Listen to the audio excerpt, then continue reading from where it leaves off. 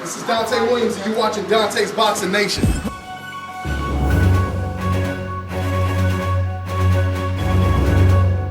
Dante's Boxing Nation, what's going on, guys? So next week is the big one. And when I say the big one, I'm not talking about Gennady Golovkin versus Rubio. Because once again, as far as I'm concerned, that should have been the co-main event. Okay, that should have been on the undercard. Donaire versus Nicholas Walters. That's the fight I want to see. That is the main event. Don't get me wrong, I want to see the Golovkin fight, but it's just nowhere near as intriguing as this fight is going to be. And once again, that fight is only a week away. Next weekend. Next weekend brings back the big fights. As you guys have noticed, we haven't had any real good fights in quite some time. It's been like really dead.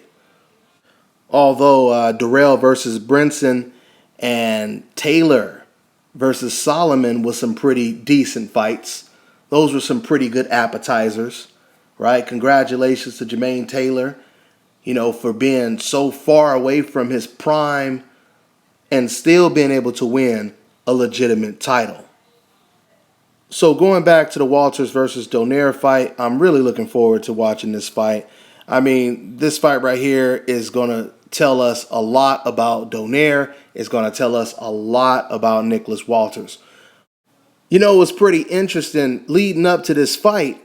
Nicholas Walters, he hadn't said anything. Nonito Donaire, he hadn't said anything either. But all of a sudden, last week, Nicholas Walters, he finally opened up his mouth. And he basically predicted that he would be knocking out Donaire within 5 to 6 rounds. Matter of fact, this is exactly what he had to say. Quote, Donaire is going to realize from round 1 that he is in the wrong division fighting the wrong guy. Come October 18th, Christmas is coming early for me. I'm knocking out Donaire in round 5 or 6. End quote. Now, Donaire actually came back and responded by basically saying that when Nicholas Walters feels my power, he's going to start running. Now, I find that to be really interesting for Donaire to say that because, once again, Donaire, he's moving up in weight. For you to move up in weight and you still believe that people are going to be afraid of your power, that's pretty confident. I mean, don't get me wrong. Nicholas Walters believing that he's going to knock out Donaire, who has never been knocked out before. I don't even know if Donaire's been knocked down before. But regardless, I know he hasn't been knocked out, obviously, right? So for Walters to believe that he will knock out Donaire in 5 to 6, and for Donaire to believe that he's going to force this guy, Nicholas Walters, to run and be afraid of his power, those are some pretty strong words in contrast. Right? Now, I will say this, though. It wouldn't surprise me. Definitely Nicholas Walters, he's going to move a little bit in the fight. Because we've seen him move. He even moved a little bit in the Vic Darchinyan fight. Okay?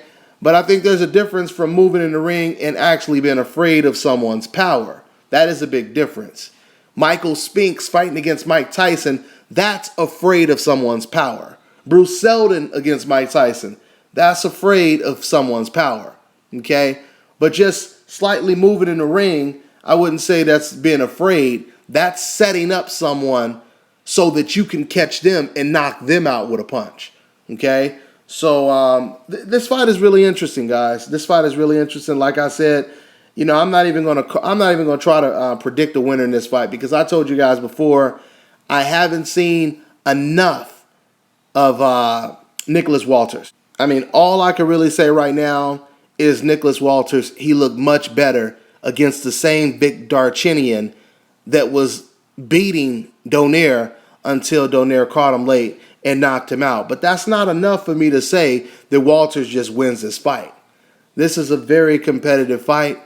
We have to really see how he's going to deal with Nonito Donaire's counterpunching ability because Donaire can counterpunch and Donaire can box. He's not the best boxer. He doesn't have the best defense, but he has a vicious left hook, and he can counterpunch very well. Nonito Donaire is the type of fighter that whenever he steps up, he's almost always going to be behind on the scorecards. But soon as you relax and sleep for a second, he's dangerous enough to where he can catch you and either knock you out or knock you down. That's what we seen in the Simply Vidyeka fight. Vidyeka, he was actually doing very well against Donaire until he got caught. But with Vidyeka, he actually got up and he continued to do well. Okay? So, this is most likely how this fight may play out. This fight may play out where Walters, he comes out, he starts to adjust. Maybe the first round is going to be very close. And then after maybe the second or third round, there's a possibility that Walters may pull away from Donaire. But in the process, he may get caught with something vicious from Donaire. And he may end up getting knocked down or knocked out. So, this is how I basically see the fight.